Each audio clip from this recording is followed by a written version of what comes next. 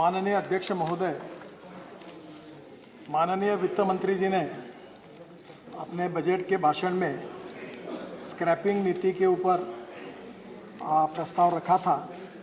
उस पॉलिसी को पूरी तरह से आपके सामने मैं आज घोषित कर रहा हूं। माननीय अध्यक्ष महोदय, भारत में 51 लाख हल्के मोटर वाहन हैं जो 20 वर्ष से अधिक पुराने हैं और 34 लाख हल्के मोटर वाहन हैं जो 15 वर्ष से भी अधिक पुराने हैं। वैध फिटनेस प्रमाण पत्र के बिना लगभग 17 लाख मध्यम और भारी कमर्शियल वाहन हैं जो 15 वर्ष से अधिक पुराने हैं। पुराने वाहन फिट वाहनों की तुलना में 10 से 12 गुना अधिक पर्यावरण को प्रदूषित करते हैं और जिसके कारण प्रदूषण की समस्या भी हमारे देश में काफ़ी गंभीर है। विशेष रूप से दिल्ली में प्रदूषण की समस्या को लेकर हम सब लोग चिंतित भी हैं। इसके साथ साथ सड़क सुरक्षा के लिए एक भारी भी जोखिम बनती है और टेक्नोलॉजी लगातार बदल रही है और जिसके कारण स्वाभाविक रूप से पोल्यूशन भी कम होता है, क्योंकि BS6 के इमिशन नॉर्म्स अब हमने स्वीकार किए हैं, जिसके कारण पर्यावरण के दृष्टि से और फ्यूल कंजम्पशन के दृष्टि से भी इस बात का विचार होना आवश्यक है। स्वच्छ पर्यावरण, वाहन चालक एवं पदयात्रियों की सुरक्षा के हित में सड़क परिवहन और राजमार्ग मंत्रालय ने voluntary vehicle fleet modernisation programme VVMP अथवा स्क्रैपिंग नीति की शुरुआत कर रही है।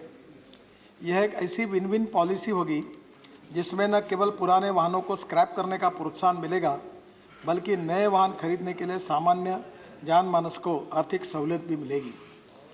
हमारे देश में लगभग 8 लाख करोड़ का क्रूड ऑयल का आयात होता है, जिसमें न केवल देश की आर्थिक परिस्थिति पर भी दबाव पड़ता है और पुराने वाहनों की पुरानी इमिशन टेक्नोलॉजी की वजह से अत्यधिक प्रदूषण भी होता है। यह स्क्रैपिंग पॉलिसी एक ऐसी परिस्थिति निर्माण करेगी जिसमें scrapping centres, automobile industry, component industry और सामान्य लोग, इनका सबका फायदा होगा। अभी भी पंजाब में एक इंडस्ट्री ऐसी है कि जो बाहर का स्क्रैप लाकर यहाँ ऑटोमोबाइल कंपोनेंट्स बना रही है। आपको अध्यक्ष महाराज जी ये पता ही होगा कि copper, aluminium, steel, rubber and plastic, ये पांचों रॉ मटेरियल जो है ये स्क्रैपिंग के कारण सस्ते हो जाएंगे। और हमारे पोर्ट में हमने 18 मीटर ड्राफ्ट बनाया है, तो पोर्ट के आजू बाजू में ऑटोमोबाइल क्लस्टर बनाने के लिए प्राथमिकता दी है। तो स्वाभाविक रूप से रॉ मटेरियल सस्ता होने के कारण हमारे ऑटो कंपोनेंट्स के भी कीमत में काफ़ी कमी आएगी, 40% कमी आएगी। इस समय हमारी ऑटोमोबाइल इंडस्ट्री देश की सबसे ज़्यादा रोजगार देने वाली इंडस्ट्री है। 7.5 लाख करोड़, अभी मैंने जानकारी ली, 7.5 लाख करोड़ रुपए इसका टर्नओवर है और देश में सबसे ज़्यादा एम्प्लॉयमेंट देने वाली इंडस्ट्री है और इसका 3.5 लाख करोड़ का एक्सपोर्ट है।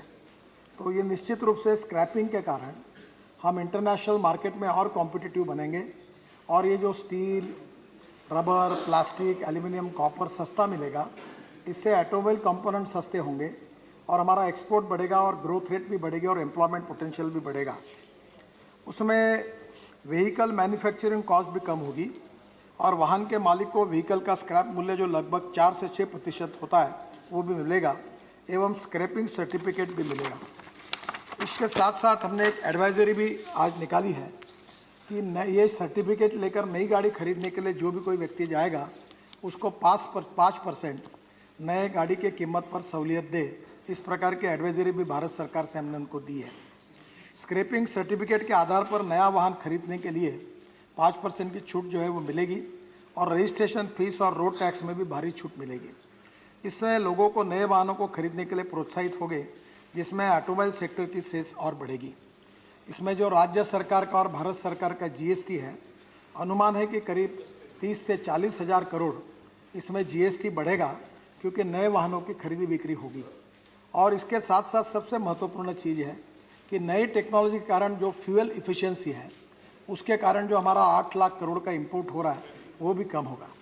मैं आपको विशेष रूप से इस बात को कहना चाहूँगा कि हमारे ट्रांसपोर्ट मिनिस्ट्री ने lithium ion, sodium ion, zinc ion, aluminium ion, इस पर काफ़ी बड़ी मीटिंग की और देश में इसरो से लेकर DRDO तक सबको इकट्ठा किया।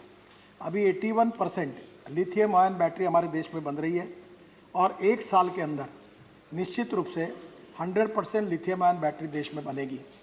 और सबसे महत्वपूर्ण बात यह कि अभी जो इलेक्ट्रिक व्हीकल है उसकी कीमत और पेट्रोलियम व्हीकल की कीमत में काफ़ी अंतर है। पर जिस प्रकार से हमारे यहाँ काम हो रहा है देश में, मैं ये विश्वास है कि आने वाले समय में पेट्रोलियम स्कूटर, 4 व्हीलर और डीजल की बस और इलेक्ट्रिक का 2 व्हीलर, इलेक्ट्रिक की 4 व्हीलर और इलेक्ट्रिक की बस, इसकी कीमत 2 साल के अंदर लगभग सेम हो जाएगी। और जितना पैसा हम डीजल पेट्रोल पे खर्चा कर रहे हैं उससे 10 गुना कम इलेक्ट्रिक पर होगा।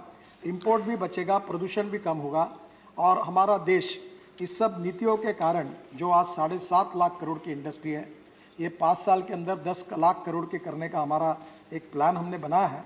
और मैं विश्वास के साथ बताऊंगा कि वर्ल्ड के सभी ब्रांड हिंदुस्तान में मैन्युफैक्चरिंग कर रहे हैं और हम निश्चित रूप से 10 लाख करोड़ की इंडस्ट्री तुरंत बनेंगे और वर्ल्ड का नंबर 1 का मैन्युफैक्चरिंग हब इसके कारण हम निश्चित रूप से बनेंगे। सर, ऑटोमोबाइल सेक्टर में लगभग 3.7 करोड़ लोगों को डायरेक्टली अथवा इनडायरेक्टली रोजगार दिया है और इसका टर्नओवर अभी 7.2 लाख करोड़ का है। स्क्रैपिंग पॉलिसी के लागू होने पर न केवल इन आंकड़ों में वृद्धि होगी पर scrapping centre, automatic fitness centre की वजह से 10,000 करोड़ का अतिरिक्त निवेश और 35,000 लोगों को डायरेक्ट एम्प्लॉयमेंट मिलने की संभावना है। माननीय अध्यक्ष महोदय, अभी हमारे देश में 22 लाख ड्राइवर्स की कमी है। हर जिले में कम से कम 2 से 3 ड्राइविंग ट्रेनिंग सेंटर और कम से कम 2 इस प्रकार के फिटनेस और पॉलिटिकल सर्टिफिकेट देने वाले सेंटर्स हम पीपीपी मोड में खोल रहे हैं। मेरा सभी सांसदों को अनुरोध है कि आपके क्षेत्र में इस प्रकार के सेंटर्स करने के लिए जो बेरोजगार लोग हैं उनके लिए आप आगे आइए। सरकार से तरफ विशेष हमने प्लानिंग भी किया है और सहूलियत में उनको कुछ इंसेंटिव भी दे रहे हैं।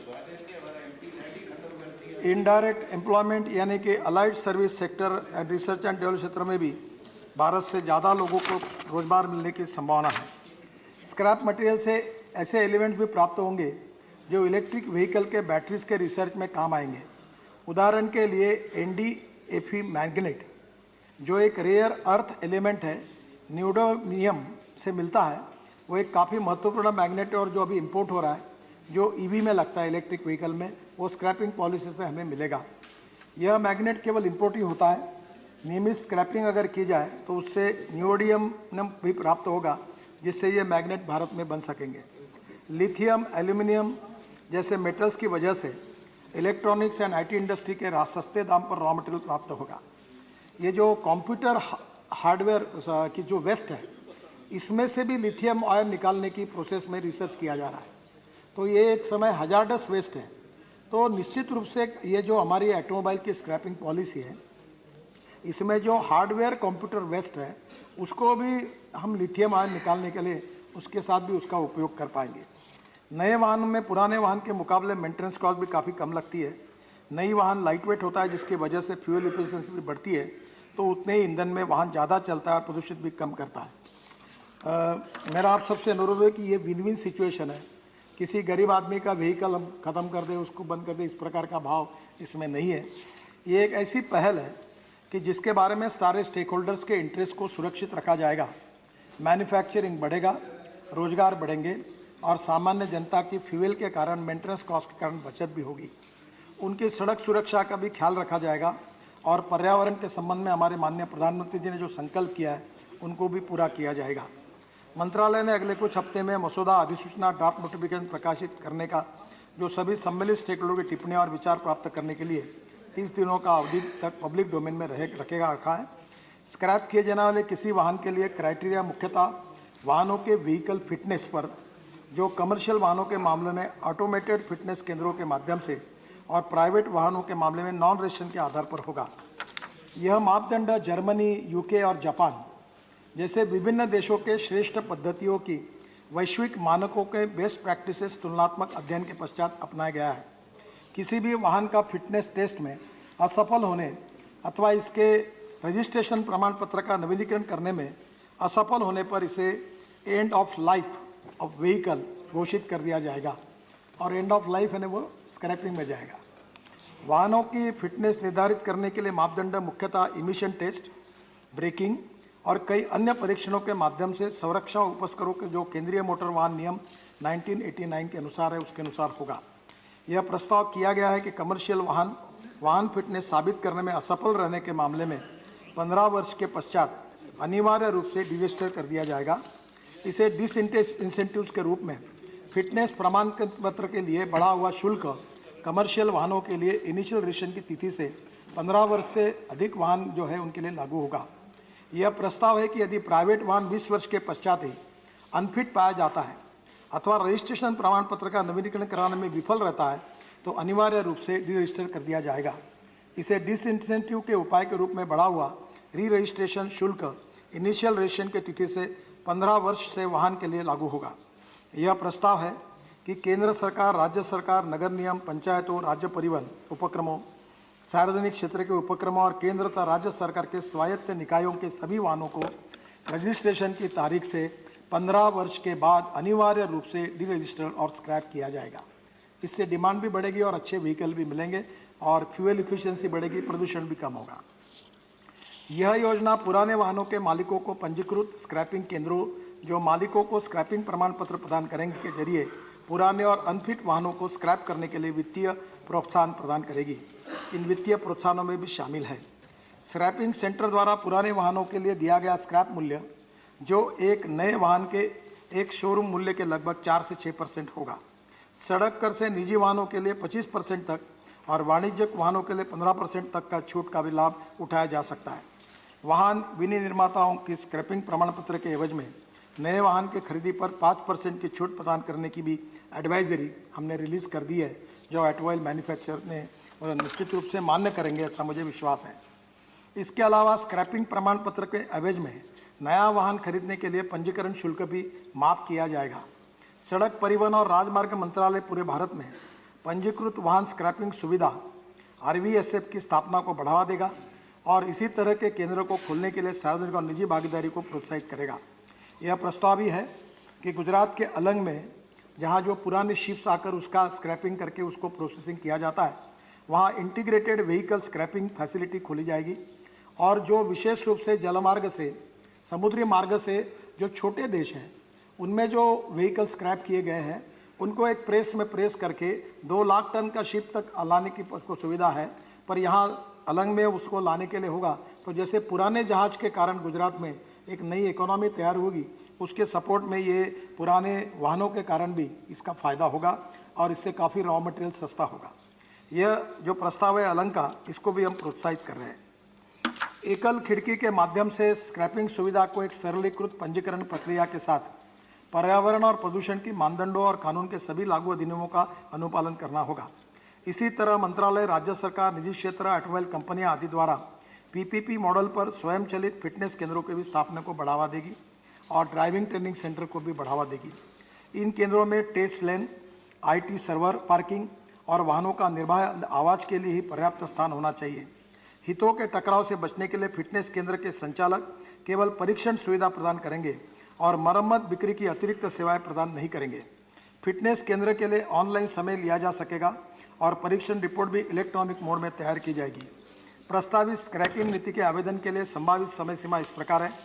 फिटनेस परीक्षण और स्क्रैपिंग केंद्रों के लिए नियम 1 अक्टूबर 2021, 15 वर्ष से अधिक पुराने सरकारी और सार्वजनिक उपक्रमों के वाहनों में की स्क्रैपिंग 1 अप्रैल 2022, भारी वाणिज्यिक वाहनों के लिए फिटनेस परीक्षण अनिवार्य 1 अप्रैल 2023, अन्य सभी श्रेणियों के लिए चरणबद्ध तरीके से फिटनेस परीक्षण अनिवार्य 1 जून 2024। इस नीति के द्वारा हमारे देश में हमारी ऑटोमोबाइल इंडस्ट्री जो आज 7.5 लाख करोड़ का टर्नओवर करती है और 3.5 लाख करोड़ का एक्सपोर्ट करती है, वो निश्चित रूप से आने वाले 5 साल के अंदर 10 लाख करोड़ से भी ऊपर जाएगी। सबसे ज़्यादा रोजगार देने वाली इंडस्ट्री है। इसके साथ साथ ethanol, methanol, biodiesel, bio CNG, electric, hydrogen fuel cell, इस पर भी हम काम कर रहे हैं और लिथियम आयन के साथ sodium ion, aluminium ion, zinc ion और स्टील आयन, इस पर भी काम कर रहे हैं और हाइड्रोजन फ्यूल सेल की कुछ गाड़ियाँ भी अब आई है प्रायोगिक तत्व पर, जिसमें पानी से ग्रीन हाइड्रोजन तैयार होगा। तो ये सब नीतियों के कारण import substitute, cost effective, pollution free और इंडिजिनस, तो मुझे लगता है कि ये बहुत विन विन सिचुएशन है जो पर्यावरण के लिए भी बहुत आवश्यक थी और डीजल और पेट्रोल क्रूड ऑयल का इंपोर्ट भी कम करेगी, रोजगार भी निर्माण करेगी और देश के ग्रोथ रेट को भी कंट्रीब्यूट करेगी। और जिसका व्हीकल जो पुराना है, जिसके ऊपर आप काफ़ी चर्चा होती है कि गरीब आदमी क्या करेगा, तो उसकी फ्यूल इफिशिएंसी बहुत ज़्यादा है, तो वो नए टेक्नोलॉजी के कारण उसका माइलेज डबल होगा, तो पोल्यूशन भी कम होगा, उसकी भी इकोनॉमी बदलेगी। और अब ग्रीन हाईवे बना रहे हैं, तो दिल्ली से मुंबई 4 ट्रिप मार सकते थे, अब 8 ट्रिप मार पाएंगे, इतने हाईवे हैं। 18 घंटे में दिल्ली मुंबई ट्रक चला जाएगा, तो ये लॉजिस्टिक कॉस्ट भी कम होगी, जो हमारे इंटरनेशनल एक्सपोर्ट के लिए उपयोगी होगी। तो ये विन विन सिचुएशन है।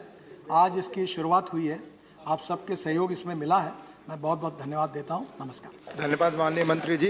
क्लेरिफिकेशंस on the statement, professor Manoj Kumar Jha. Thank you, Honorable Deputy Chairman, sir. Thank you, Honorable Minister, sir. मैं तमाम मध्यम वर्ग के उन परिवारों, उन लोगों की तरफ से कुछ सवाल रखना चाहता हूं माननीय मंत्री महोदय, जो ज़िंदगी में बड़ी मुश्किल से एक गाड़ी खरीदते हैं। सिर्फ एक आग्रह होगा आपसे, जहां आप कह रहे हैं कि स्टेट गवर्नमेंट में बी एडवाइज्ड, कुछ मिल बैठ के फैसला हो कि 25% को 50% करने की संभावना अगर हो, जो रोड टैक्स के संदर्भ में है, और व्हीकल मैन्युफैक्चरर को जो आप कहते हैं डिस्काउंट ऑफ 5%, सर ये बहुत अल्प है। इसको अगर 15 to 20% कर सके माननीय मंत्री महोदय, तो आप वैसे भी बहुत बुलंदी से निर्णय लेते हैं, ये और बेहतर हो। धन्यवाद। Shri Tiruchi Shivaji. Thank you, Deputy Chairman, sir. Sir, it's a very good initiative of the vehicle scrapping policy, considering the future ecosystem, sir. And we all, of course, have to stand by it. As Professor Manoj Kumar said, I would like to say only one thing. Sir, if we buy a refrigerator for 20,000 rupees, and after some time, if it is sold, it's only, it can be sold only at 500 rupees or 1,000 rupees, sir. So also these old vehicles are owned by only middle class people and lower middle class people, because they cannot afford to buy the newly updated vehicles. So when you take up the initiative of scrapping policy, you are given some strong initiatives. All are to be appreciated. Only one thing I would like to suggest, you can enhance the scrap value for the old vehicle given by the scrapping center, which is approximately 4 to 6% of the ex-showroom price of a new vehicle. See, kindly the minister could consider of enhancing that. Otherwise, of course, everyone would come to switch over this, sir.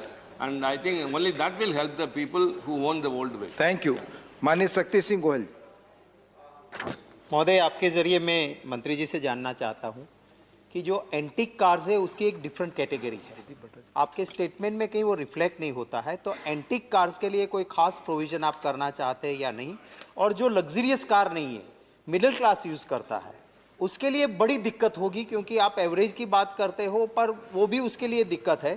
तो जो middle class के, luxurious car मैं नहीं कहता हूँ, पर जो middle class use करता है, 1000 सीसी के नीचे की कार है, उसमें या तो ज़्यादा सब्सिडी मिले या उसके लिए कुछ प्रावधान अलग से हम करेंगे तो लाभदायी रहेगा। मैं अप्रिशिएट करता हूँ अलग में आप शुरू कर रहे हो उसको, पर आपकी घोषणा के बाद जो लॉजिस्टिक सपोर्ट वहाँ देना पड़ेगा वो जल्द से ठीक क्या करेंगे उसके ऊपर वो निर्भर करेगा। धन्यवाद। माननीय प्रदीप भट्टाचार्य जी।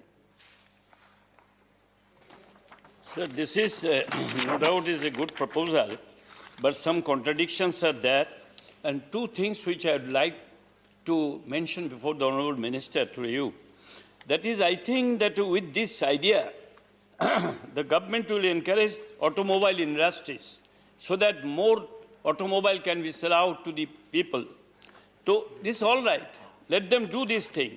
But here it has been stated the vehicle manufacturers are also advised for providing a discount of 5% on purchase of the new vehicle against the scrapping certificate. Why it is 5%? Number one. Number two, if any manufacturer do not accept this proposal of the government of India, then what is to be done? Thank you. Thank you. What action will be taken against it? Thank you. Another very important thing, sir.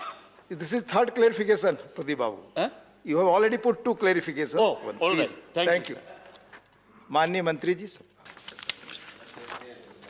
ये सम्मान्य अध्यक्ष महोदय, antique car के बारे में जो कहा है उसकी अलग कैटेगरी बनाकर उसका संरक्षण किया जाएगा और उनको अलग नंबर देंगे और उसको स्क्रैप करने का हमारा इरादा नहीं है। दूसरा, जो मनोज झा जी ने कहा है मिडिल क्लास की बात करके, मैं अपने खुद के अनुभव बताता हूँ। मैं जब कॉलेज में था यूनिवर्सिटी में लीडर था तो मैंने स्कूटर ली थी, तो मुझे स्कूटर उस समय 22 किलोमीटर एवरेज देती थी। आज जो स्कूटर है वो 88 किलोमीटर तक गई है बाइक। तो आप समझ लीजिए कि 22 किलोमीटर का एवरेज का और 88 का कहा। दूसरी बात, इसके बाद इलेक्ट्रिक आई है।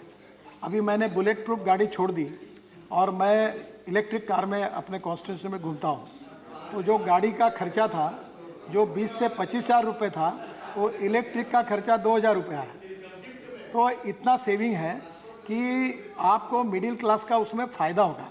और ये जो इफ़िशियंसी बढ़ती है, इससे स्पीड भी बढ़ेगी। और दूसरी जो रोड की सुरक्षा है, ये ब्रेकिंग सिस्टम है, ये 15 साल पहले की ब्रेकिंग सिस्टम और आज की इसमें टेक्नोलॉजी बदल चुकी है।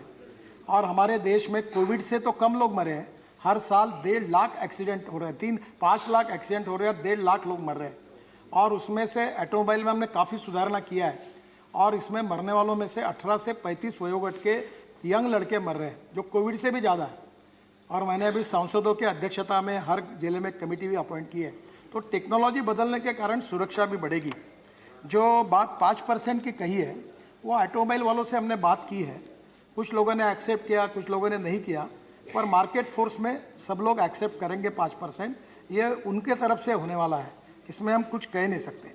एक बात आपका मुद्दा जरूर है, वित्त मंत्री जी को मैंने वैसे अनुरोध किया है कि ये स्क्रैपिंग पॉलिसी के कारण जो पुराने व्हीकल स्क्रैप होंगे तो लोग नए व्हीकल खरीदी करेंगे। तो हमारे डिपार्टमेंट में इससे अध्ययन किया है कि इसमें 30 से 40 हज़ार करोड़ जीएसटी का इनकम बढ़ेगा, क्योंकि ये नए उतने व्हीकल और बनेंगे। तो उसमें स्टेट का भी हिस्सा होता है और भारत सरकार का होता है। पर उसके बारे में आदरणीय वित्त मंत्री जी जब कभी उनको उचित लगेगा तो उसमें अगर उनको लगेगा तो विचार करेगी, तो उसका रिकमेंडेशन हमने उनके पास किया है। पर अंतिमता वो वित्त मंत्रालय का फैसला होगा, क्योंकि देश का प्रदूषण कम करने के लिए और इनको इस प्रकार की सहूलत देने के लिए उपयोगी होगा। जहाँ तक जो उसकी कॉस्ट है, वो कॉस्ट उसकी लगभग वो भंगार में वेस्ट मटेरियल की कॉस्ट है। अब कुछ ट्रक तो ऐसे है कि मैंने मजाक में कहा था कि कुछ गाड़ियाँ ऐसी बनी है कि हॉर्न छोड़कर सब बचता है। तो अब ऐसी भी गाड़ी का लोगों की जिद रहती कि हम चलाएंगे, ना उसका एवरेज मिलता ना कुछ। जैसे मैं राज्य का उल्लेख नहीं करूँगा, पर स्टेट ट्रांसपोर्ट की जो बसेस है उसमें ऐसी हालत है, खिड़कियाँ टूटी हुई है, पर्दे तो है ही नहीं और ब्रेक भी लगते नहीं कभी उसके। अब वो इतनी ख़राब कंडीशन में और उसके एक्सीडेंट्स होते हैं और एक्सीडेंट के कारण हम लोगों की सुरक्षा नहीं कर सकते। तो कहीं ना कहीं ये win win situation for all stakeholders है। और मैं आप सबसे अनुरोध करूंगा कि आपने जितनी सुझाव दिए उसका गंभीरता से हम विचार करेंगे और राज्य सरकार और भारत सरकार के वित्त मंत्रालय भी आगे भविष्य में इसके बारे में जो रेवेन्यू का बढ़ता है उसको देखते हुए अगर कुछ कंसेशन दे सकेंगे तो उसके लिए भी प्रयास करेंगे। और निश्चित रूप से इससे देश का ट्रांसपोर्ट जो सेक्टर है वो बदल जाएगा और सबसे बड़ी इंपॉर्टेंट चीज़ है एक्सपोर्ट बढ़ेगा देश का और इसके साथ साथ एम्प्लॉयमेंट पोटेंशियल बढ़ेगा। आप जरूर इस बात को ध्यान में लीजिए कि इस देश में सबसे ज़्यादा एम्प्लॉयमेंट पोटेंशियल देने वाला ऑटोमोबाइल सेक्टर है। इसका 7.5 लाख करोड़, अभी इसका आज का मैंने आंकड़ा लाया, 7.5 लाख करोड़ उसका टोटल टर्नओवर है और 3.5 लाख करोड़ का एक्सपोर्ट है। हमारे सरकार में इस समय आपको आश्चर्य होगा कि बजाज, टीवीएस और हीरो, ये टू व्हीलर बनाने वाले लीडिंग कंपनियां अपना 50% प्रोडक्शन एक्सपोर्ट कर रहे हैं। तो मुझे लगता है कि ये निश्चित रूप से विन विन सिचुएशन है। आप सब लोग जरूर सहयोग करिए, यही मेरा आपसे अनुरोध है। धन्यवाद।